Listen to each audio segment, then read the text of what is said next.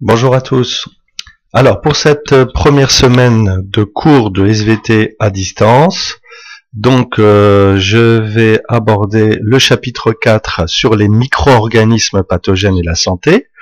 Je vous ai mis comme consigne de recopier ce cours sur votre cahier, comme on ne peut pas se voir avec la crise sanitaire du coronavirus. Et en plus, c'est parfait parce que pour nous, c'est le chapitre qui est d'actualité.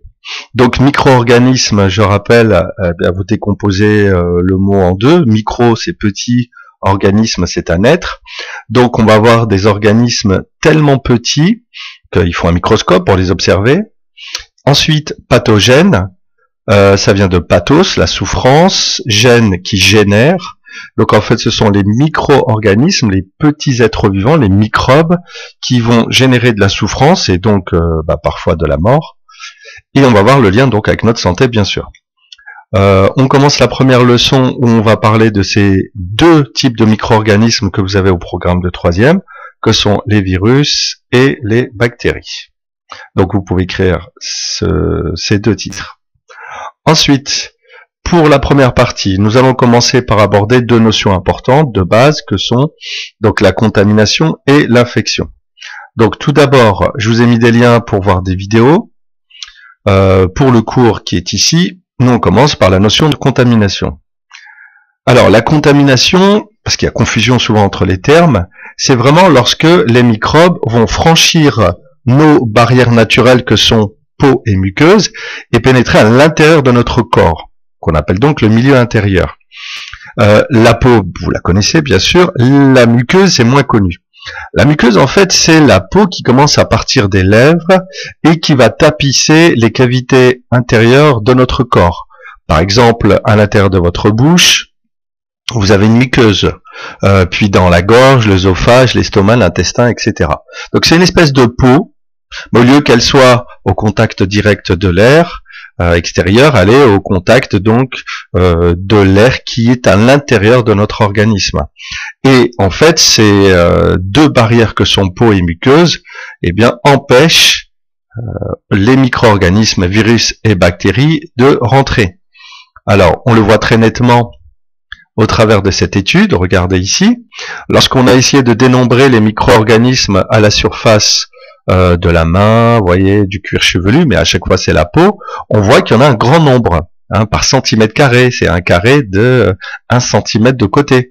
Par contre, pareil pour la muqueuse, regardez, au niveau des fosses nasales, donc à l'intérieur du nez, donc la peau à l'intérieur du nez, la muqueuse, il y en a autant que sur le cuir chevelu, donc 10 000 par centimètre carré. C'est énorme, hein, ça fait peur même quand on voit ça. Mais je vous rassure, il n'y a rien à craindre, parce que la peau et la muqueuse font office de barrière.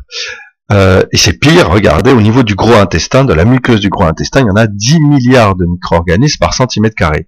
Par contre, ce qui est intéressant, c'est dès qu'on est dans le milieu intérieur de notre organisme, donc à l'intérieur des poumons, notamment des alvéoles, ou bien dans le sang, et il y en a, ou il doit y en avoir 0.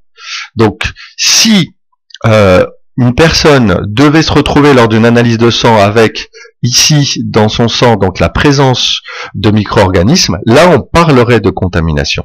Donc, ce qui n'est pas le cas dans le tableau qui vous est présenté. Ok?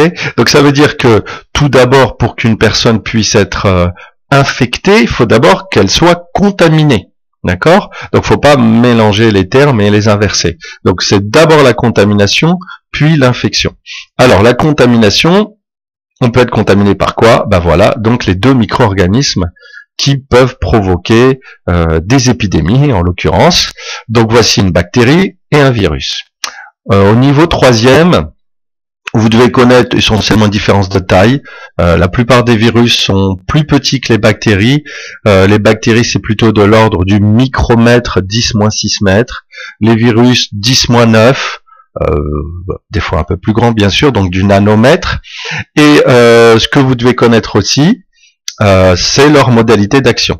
Donc, voici des représentations où on voit ici donc les bactéries qu'on reconnaît très bien avec leur forme un petit peu en bâtonnet grain de riz. Ok. Les couleurs ici en fait c'est pour signifier les différentes espèces de bactéries qu'on peut avoir sur notre peau. Ça c'est la peau. Et ça, donc, les bactéries. À droite, là, de forme sphérique, ce sont des virus. Donc vous voyez bien que si on pouvait donc visualiser les micro-organismes sur notre peau, ça fait peur. Il y en a des milliards, il y a différentes espèces, mais je vous dis, là c'est une photo qui serait prise sur la peau d'une personne en bonne santé. Donc tant que ces micro-organismes n'ont pas traversé la peau, il n'y a pas de risque de maladie puisque vous n'êtes pas contaminé.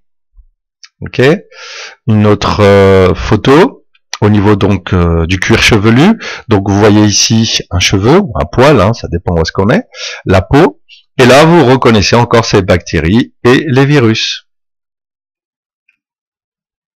Alors, ensuite, si je continue, l'infection. Donc on va prendre le cas d'une personne qui aurait été contaminée, donc être contaminé, pour faire simple, ça peut se faire comment? Le cas donc le plus connu, c'est une plaie.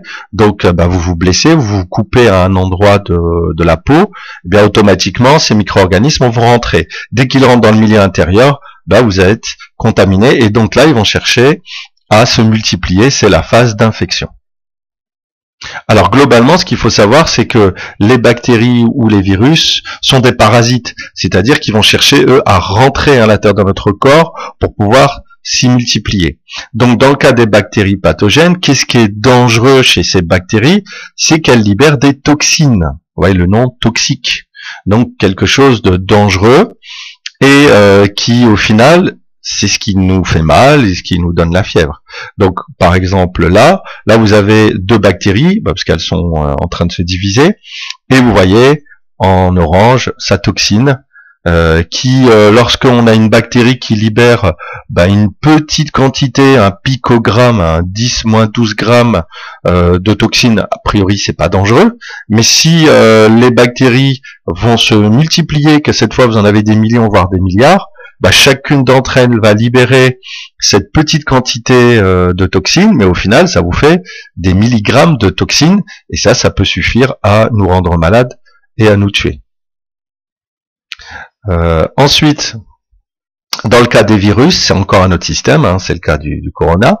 Donc les virus, eux, sont des parasites intracellulaires, c'est-à-dire qu'ils vont chercher à rentrer à l'intérieur d'une cellule, et ensuite, ils vont asservir la cellule, c'est-à-dire prendre la commande de la cellule. Bon, ça, on a la limite du programme de troisième. Mais l'idée, c'est que le virus rentre, vous voyez, à l'intérieur d'une cellule hôte. Ça, c'est la cellule, en bleu. Quand il rentre dans la cellule, il va chercher à prendre le contrôle, donc, du noyau. Là, c'est le noyau de la cellule. Et l'objectif, c'est que il va asservir la cellule et lui demander de fabriquer pour lui des virions, donc des bébés virus, vous les voyez là. Et on a compté que lorsqu'un virus rentre à l'intérieur d'une cellule, eh bien, au bout de quelques heures, il y a à peu près 200 virus qui peuvent bourgeonner, c'est-à-dire sortir. Et le problème, c'est que lorsqu'ils vont bourgeonner, lorsqu'ils vont sortir, ils vont détruire la cellule hôte. Donc au final, ça provoque la mort de la cellule parasitée, et deuxièmement, ce qui est très grave, il y a libération de 200 copies du virus. Et il va se passer que chacun de ces virus va aller à son tour parasiter une autre cellule. Donc si vous aviez au départ une seule cellule parasitée par un virus, maintenant vous avez 200 cellules parasitées par un virus. Et puis après, vous faites 200 fois 200 fois 200. C'est ce qu'on appelle une fonction exponentielle. Globalement, on a calculé que en 24 heures, à partir d'une infection, vous pouviez vous retrouver, une infection virale, vous pouviez vous retrouver avec 1 milliard de virus dans le corps, au bout seulement de 24 heures. Donc, voilà ce que je vous demande de retenir pour cette semaine. Ok, donc ces deux étapes, donc de contamination et d'infection. Et la semaine prochaine, on pourra ainsi voir comment on va pouvoir trouver des mesures préventives et curative. Donc préventive, c'est toutes les mesures où on va essayer de, c'est ce qu'on nous dit actuellement, de se laver les mains, de toucher, d'éternuer dans le coude, d'être à distance de plus d'1 mètre d'une personne.